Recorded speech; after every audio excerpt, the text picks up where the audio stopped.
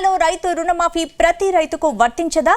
ఎన్నికలకు ముందు అందరూ రైతులకు రుణమాఫీ చేస్తామన్న కాంగ్రెస్ సర్కార్ ఇప్పుడు రేషన్ కార్డు ఉంటేనే రైతు రుణమాఫీ చేస్తామని ఎందుకు చెప్తోంది? మరి స్వల్పకాలిక రుణాలు మాత్రమే మాఫీ చేస్తామంటోంది. మరి దీర్ఘకాలిక రైతు రుణాల సంగతేంటి? రైతు రుణమాఫీ సీఎం రేవంత్ కు ప్లస్ అవుతుందా, మైనస్ కాబోతుందా?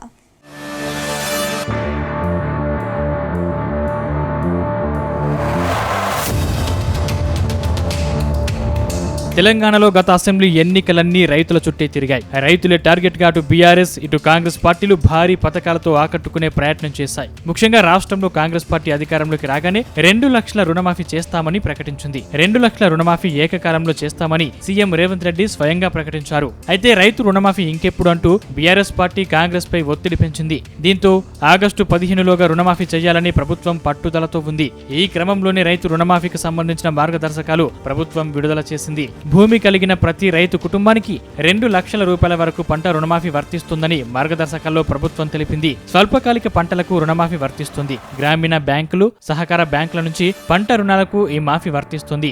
రేషన్ కార్డు ప్రాతిపదికన రైతు రుణమాఫీ జరగనుంది. 2018 డిసెంబర్ నుంచి 2023 డిసెంబర్ వరకు మంజూరైన లేక రెన్యువల్ అయిన రుణాలు కూడా మాఫీ అవుతాయని సర్కార్ స్పష్టం చేసింది. ఇక ఎన్నికల హామీ రుణమాఫీని రేవంత్ సర్కార్ సీరియస్ గా తీసుకుంది. ఇప్పటికే రుణమాఫీకి సంబంధించి నిధుల కోసం ప్రత్యేక దృష్టి పెట్టింది. నిధుల అన్వేషణ కోసం ప్రభుత్వం ముందు ఉన్న అవకాశాలను పరిశీలించింది. ప్రతిపక్షాలకు సరైన జవాబుగా రుణమాఫీ చేసి చూపిస్తామని రేవంత్ ఇప్పటికే తేల్చి చెప్పారు.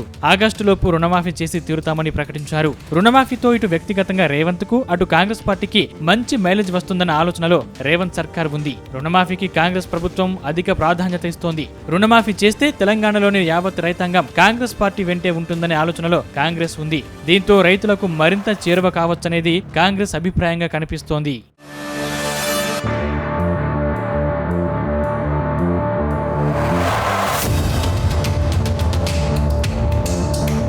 అయితే తెలంగాణ ప్రభుత్వం విడుదల చేసిన రైతు రుణమాఫీ మార్గదర్శకాలపై అనుమానాలు నెలకొన్నాయి. రుణమాఫీకి రేషన్ కార్డును ఎందుకు ప్రామాణికంగా తీసుకుంటున్నారన్న ప్రశ్నలు వ్యక్తమవుతున్నాయి. రేవంత్ ప్రభుత్వం ఏర్పడి నెలలు గడుస్తున్నా కొత్తగా రేషన్ కార్డులు మంజూరు చేయలేదు.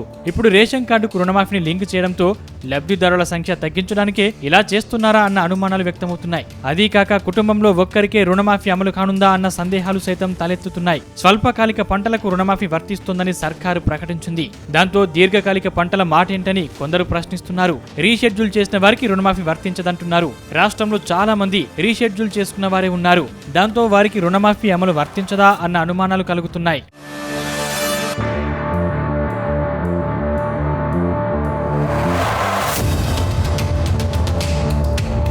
ఇక 2 లక్షల రుణమాఫీపై రేవంత్ సర్కార్ ఇచ్చిన మార్గదర్శకాలపై బీఆర్ఎస్ ఆగ్రహం వ్యక్తం చేస్తోంది. మార్గదర్శకాలు కావని మభ్యపెట్టేందుకు ప్రయత్నాలంటూ మాజీ మంత్రి నిరంజన్ రెడ్డి మండిపడ్డారు. రుణమాఫీ మార్గదర్శకాలు అభ్యంతరకరంగా ఉన్నాయన్నారు. కాంగ్రెస్ ప్రభుత్వం తీరు కొండను తవ్వి ఎలుకను పట్టినట్లుందని విమర్శించారు. తెల్ల రేషన్ కార్డు ప్రామాణికం కాదని ఇటీవలే ప్రకటించిన సీఎం రేవంత్ సరిగ్గా 4 రోజులు తిరగక ముందే నాలుక మడతీశారని నిరంజన్ రెడ్డి ఆరోపించారు. పీఎం కిసాన్ డాటాను మార్గదర్శకంగా తీసుకుంటామని ఎన్నికల ప్రచారంలో చెప్పలేదన్నారు. రుణమాఫీకి పీఎం కిసాన్ డేటాను అనుసరించడం అంటే రుణమాఫీ లక్ష్యానికి గండి కొట్టడమేనని నిరంజన్ రెడ్డి తెలిపారు. హామీలు ఇచ్చినప్పుడు లేని ఆంక్షలు అమలు చేసేటప్పుడు ఎందుకని నిలదీశారు. రుణమాఫీపై రైతుల నుండి ఫిర్యాదులను కోరడం అంటే రైతుల మధ్య వివాదాలను సృష్టించడమేనని స్పష్టం చేశారు. ప్రభుత్వానికి రుణమాఫీ విషయంలో చిత్తశుద్ధి లేకనే గందరగోళంగా మార్గదర్శకాలు నిర్ణయించిందన్నారు.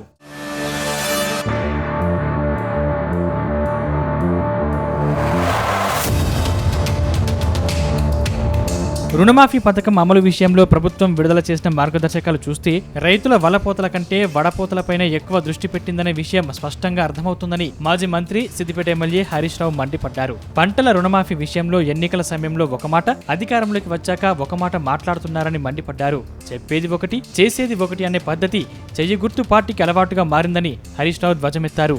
డిసెంబర్ 12, 2018 వరకు ముందున్న రైతులకు వర్తించదనే నిబంధన అసమంజసమన్నారు. రైతులకు రుణభారం తగ్గించే ప్రయత్నం కన్నా ప్రభుత్వం భారం తగ్గించుకునే ప్రయత్నమే ఎక్కువ కనబడుతోందన్నారు. ఆహార భద్రత కార్డు, పీఎం కిసాన్ పథకం ప్రామాణికమని ప్రకటించడం అంటే లక్షలాది రైతుల ఆశలపై నీళ్లు చల్లడమేనని ఆగ్రహం వ్యక్తం చేశారు. ఎన్నికలప్పుడు మభ్యపెట్టారు, అధికారం చేజిక్కించుకున్న తర్వాత ఆంక్షలు పెట్టారని హరీష్ రావు ఆరోపించారు.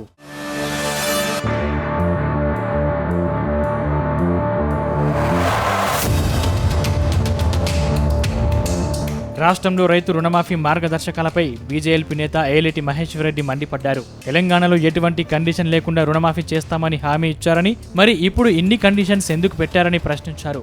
రీషెడ్యూల్ చేసిన రుణాలకు మాత్రమే రుణమాఫీ ఇస్తామని అంటున్నారని తెలిపారు. చాలా బ్యాంకులు లోన్ రికవర్ అయ్యి మళ్లీ కొత్తగా లోన్ ఇచ్చినట్టు బ్యాంకర్లు రైతుల పుస్తకాల్లో రాసుకుంటున్నారని చెప్పారు. అయితే వాటికి రుణమాఫీ వర్తించదని చెప్పడం ఎంతవరకు సమంజసమన్నారు. బ్యాంకర్లు చేసిన తప్పిదాలకు రైతు బలవుతారని ఎందుకీ కండిషన్లని నిలదీశారు. కొత్త రేషన్ కార్డులు ఇవ్వలేదని తెలిపారు. రేషన్ కార్డు అనే కండిషన్ పెట్టి చాలా మందిని ఎగ్గొట్టే ప్రయత్నం చేస్తున్నారని చెప్పారు.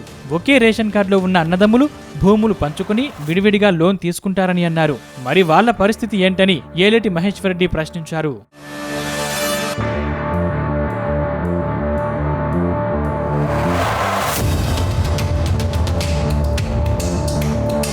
రైతు రుణమాఫీ విషయంలో రేవంత్ సర్కార్ ఆచితూచి అడుగులు వేస్తున్నట్లు కనిపిస్తోంది.